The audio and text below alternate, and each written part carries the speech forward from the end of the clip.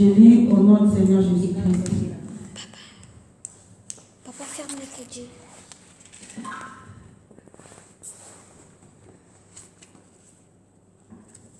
Je lis au nom du Seigneur Jésus-Christ. Nous ouvrons dans les livres de 1 Samuel 25. On commence par le chapitre 2. Il y avait en Mao un homme fort riche, possédant de biens à Carmel.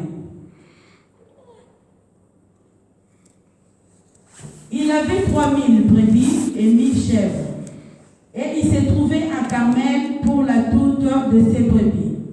Le nom de cet homme était Nabal, et sa femme s'appelait Abigail.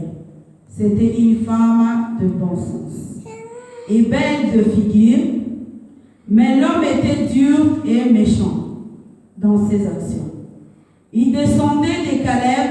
David apprit au désert que Nabal tondait ses brebis. Il envoya vers lui du jeune gens, auquel il dit: montez à Carmel et allez auprès de Nabal, vous les saluerez au nom à mon nom.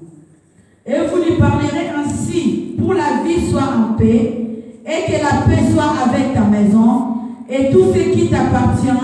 Et maintenant, j'ai appris que tu as les tondeurs. Or, tes bergers ont été avec nous. Nous, les leurs, avons fait aucun outrage. Et rien ne leur a été enlevé pendant tout le temps qu'ils ont été à Carmel. Demande-les à tes serviteurs et ils te les diront. Que ces jeunes gens trouvent donc grâce à tes yeux. Puisque nous venons dans un jour de joie, donne donc, je te prie, et tes serviteurs et à ton fils David ce qui te trouvera sous ta main. Lorsque les gens de David furent arrivés, il répète à Nabal toutes ces paroles au nom de David, puis il se tue.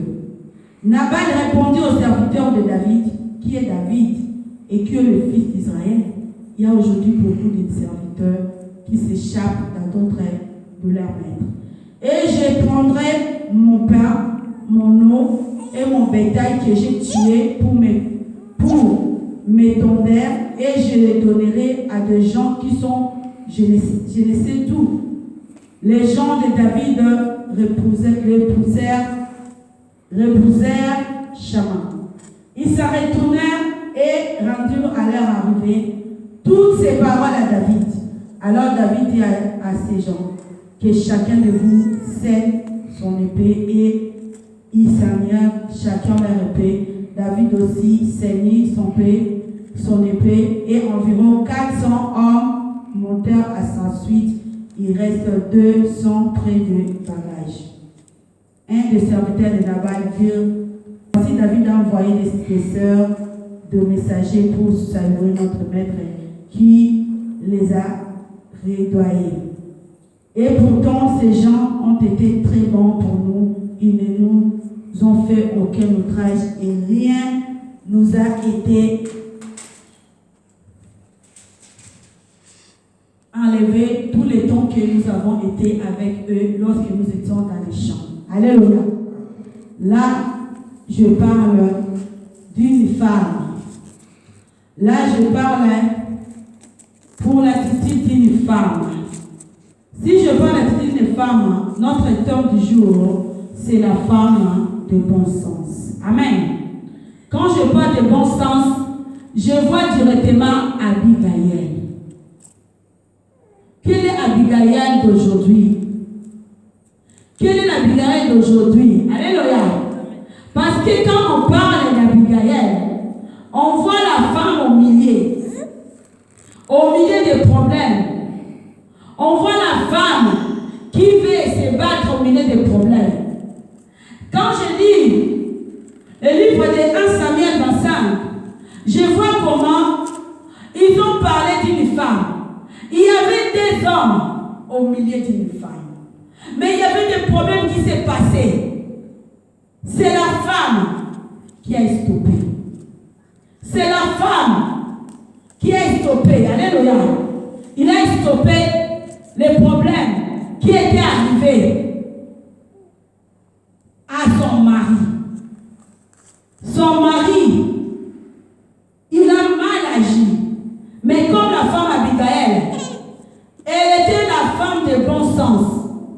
faire quelque chose. Amen. Une femme, il faut chercher à faire quelque chose dans ta vie. Une femme, il faut chercher à faire des choses qui vont plaire aux gens, qui va plaire à ton mariage et qui va plaire dans le monde. Parce qu'Abigail, quand la Bible nous dit qu'elle était belle, de figure, et elle était aussi la femme de bon sens. Ce n'est pas la belle qui agit, ce n'est pas sa beauté qui agit, mais c'est le bon sens qui agit. Alléluia. On voit aujourd'hui dans la famille, on voit aujourd'hui dans les sociétés, il y a la femme qui se bat, il y a la femme qui fait des grandes choses. La femme commence à chercher, à épargner, la femme commence à chercher. Qu'est-ce que je peux faire comme une femme de bon sens? Mais il y a d'autres femmes qui restent toujours dans les troubles. Amen. Dans les troubles, bien aimés. Il y a d'autres femmes qui ne cherchent pas qu'est-ce que je peux faire dans ma vie. Une femme, quand on dit une femme, quand on dit une maman, c'est adulte. Il faut savoir qu'est-ce que tu peux faire dans ta vie. Parce que quand on voit Abigail, elle a cherché à avoir, à faire, qu'est-ce que je peux faire pour que je puisse calmer la... Il y avait un homme fort, bien aimé. Il était riche. Il possédait beaucoup de biens. Et cet homme-là, la Bible nous dit, il s'appelait Nabal. Alléluia. Cet homme-là, Nabal, était riche.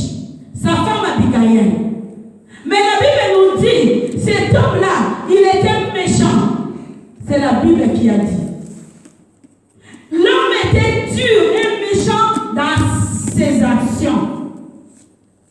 Quand il fait l'action, c'est toujours la méchanceté. C'est ça, le mari d'Abigail. Nabal, il était méchant.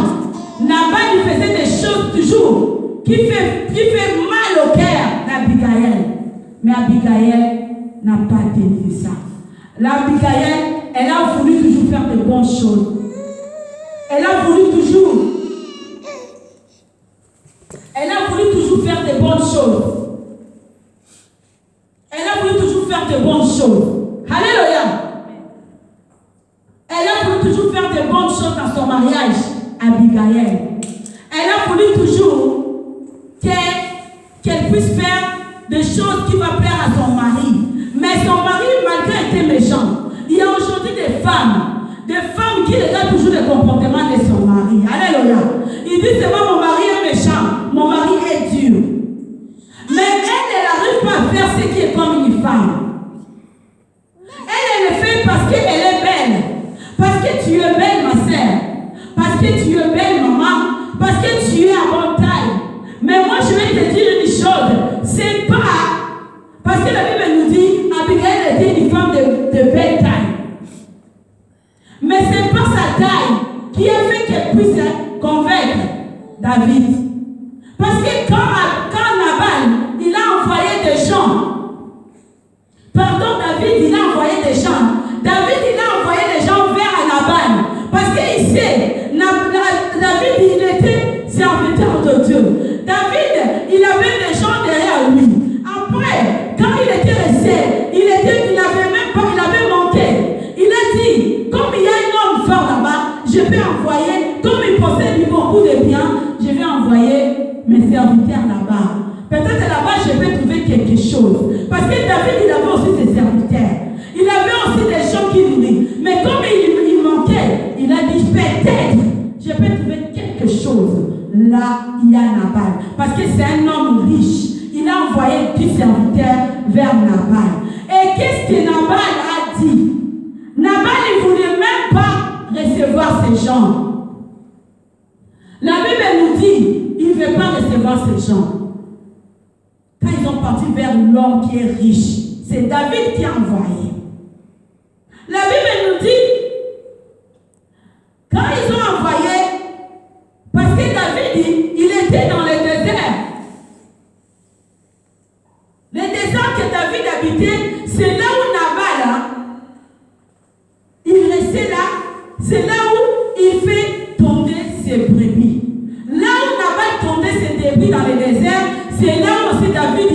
parti pour habiter. Il a envoyé vers lui 10 jeunes gens. Il a dit, allez là-bas. Vous lui parlerez ainsi, pour la vie soit en paix et que la paix soit avec ta maison et tout ce qui t'appartient. Et maintenant, j'ai appris que tu as les tondeurs. Il a dit, allez lui dire, car j'ai besoin de ça. David a envoyé les gens là-bas. Nabal répondit au serviteur de David, qui est David? Regarde la méchanceté de Nabal. Nabal est le mari d'Abigail. La méchanceté était là. Et Abigail aussi est au milieu de David et Nabal. Il fallait qu'Abigail puisse agir pour que la paix soit entre ces deux hommes. Alléluia. Tu peux faire quelque chose pour la beauté, pour la taille. Mais si tu n'as pas le bon sens, de pas une femme. Alléluia. Une femme, il faut avoir le bon sens. Une femme, il faut avoir des raisonnements. Une femme, tu ne peux pas être emportée de ta copine, ta meilleure amie. Alléluia. Une femme, elle va être la femme digne, qui va rester toujours au raisonnement. Alléluia. Une femme, il va toujours avoir à créer des bonnes choses selon la bonne sens. Amen. Quand tu as le bon sens, bien aimé, une femme, il faut commencer à créer. Il faut commencer à créer. Alléluia. Il faut commencer à créer. Une femme, il faut commencer à créer de bons sens. Une femme, il faut commencer à chercher à créer de bons sens. Une femme, il faut commencer à créer de bons sens. Ce n'est pas ta figure qui est belle, ce n'est pas ta taille qui est belle qui peut faire que tu sois une femme. Parce qu'Abigail, la Bible nous dit qu'elle était belle. Elle pouvait aussi dire que non, je suis belle. Mais qu'est-ce qu'elle a fait? Quand David a envoyé, son mari Nabal a répondu au serviteur de David, qui est David et qui est le fils d'Israël. Il y a aujourd'hui beaucoup de serviteurs qui s'échappent auprès de leur maître. Alléluia. Il a dit ça parce qu'il sait pourquoi il a dit ça. Il sait pourquoi il a dit ça. Alléluia. Parce que quand vous faites des choses, il faut commencer à comprendre. Il faut commencer à agir. Il faut commencer à regarder. Qu'est-ce qu'une femme peut faire? Parce que David, lui, il a envoyé parce qu'il avait dit. Et Nabal, il a répondu, qui est David? Qui est David? Il a répondu, qui est David? Il y avait beaucoup de gens. Et j'apprendais mon pain pour vous donner. Et mon nom. C'est Nabal qui répondait aux dix serviteurs. C'est Nabal qui répondait aux 10 serviteurs. Amen. Il a répondu aux 10 serviteurs de David quand ils sont venus pour demander. Et Nabal, il a répondu. Nabal, il n'avait pas peur. Il a répondu aux 10 serviteurs de David. Il a dit qui est David et qui est le fils d'Israël. Vous ne savez pas qu'il y a beaucoup de serviteurs qui s'échappent d'auprès de leur maître. Il a répondu comme ça aux 10 serviteurs de David. Et j'apprendais mon pain, mon eau et mon bétail que j'ai tué pour vous donner. Il ne veut même pas. Alléluia. Il ne veut même pas donner. Il a refusé. Il a refusé. Malgré David a envoyé, il a refusé. Et qu'est-ce qui s'est passé? Et les gens de David, ils ont retourné. Quand ils ont retourné, ils ont allé dire à l'air toutes ces paroles à David. Ils ont dit là où nous sommes partis. Et regarde ce type-là, Nabal. Ce type-là méchant, il nous a dit, il ne peut pas prendre son pain, il ne peut pas prendre son eau pour te donner. Il ne peut pas prendre ça. Ils ont dit à David. Et David, il était fâché. Quand je dis Abigail, il était au milieu de David et Nabal. Il était au milieu de David et Nabal. Et David était fâché. David, Abigail au milieu. Et dans ce côté, il y a Nabal, son mari, qui a refusé à recevoir les 10 serviteurs de David. Et à côté, il y a aussi David qui est fâché. David a dit, qu'est-ce que je peux faire pour cet homme? Et David, il a pris la décision. Il a dit à ces gens, que chacun de vous scelle son épée. Et chacun, ils ont pris les épées. Ils ont pris les épées. Là, il y a l'armée de David. Ils ont pris ces épées pour aller rencontrer Nabal. Il y a des gens qui sont là pour parler le mal de ton mari. Il y a des gens qui sont là pour critiquer ton mari. Il y a des gens qui sont là pour critiquer ton fiancé. Il y a des gens qui sont là, qui parlent toujours du mal. Ils n'ont jamais dit le bien de ton mari. Malgré le comportement de ton mari. Parce qu'Abigail, il s'est exprimé. Elle savait aussi le comportement de son mari, Nabal. Parce que la Bible nous dit que c'est un homme méchant. Abigail, elle savait que mon mari, c'est un homme méchant. Mais elle n'a pas voulu que le mal arrive. Elle n'a pas voulu que le mal arrive à son mari. Mais il y a beaucoup de femmes qui s'acclament. Alléluia. Il y a beaucoup de femmes qui s'acclament. Quand elles voient son mari, il est tombé dans l'embuscade. Son mari, il a fait quelque chose. Quand il voit son mari, il est tombé, lui, il commence à s'acclamer. Il dit oui, c'est ta vie, c'est bien comme ça. C'est bien.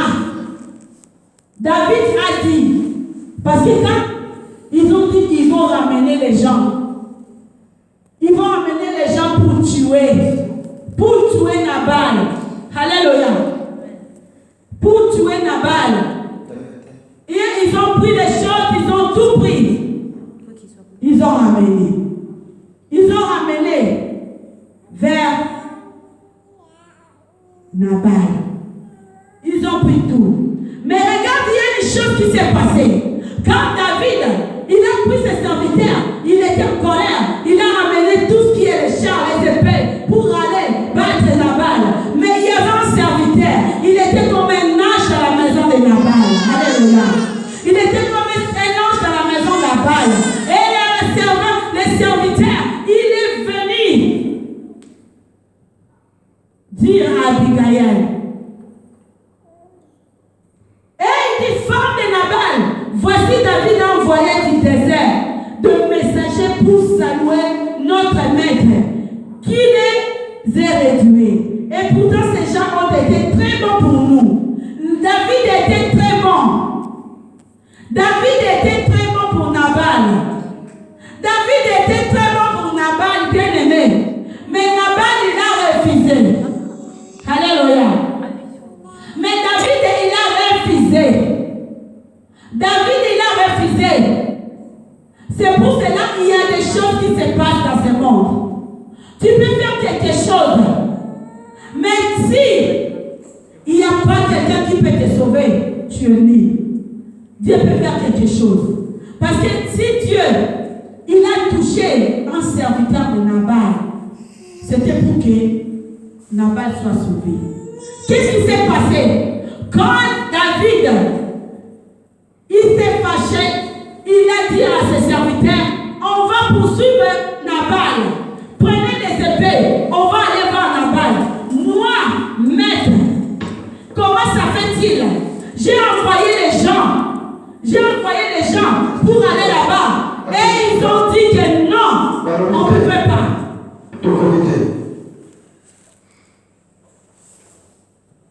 Et qu'est-ce que Nabal a fait? Quand les serviteurs sont venus, Nabal a refusé de prendre à contact même avec les gens que David les a envoyés. Nabal, il commençait à poser aux serviteurs.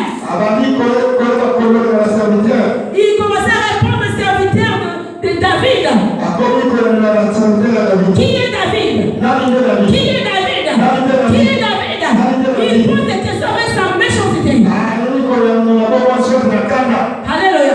Parce que la Bible nous a dit que Nabal, c'est un homme méchant. Amen. Et quand ils ont répondu aux serviteurs de David, alors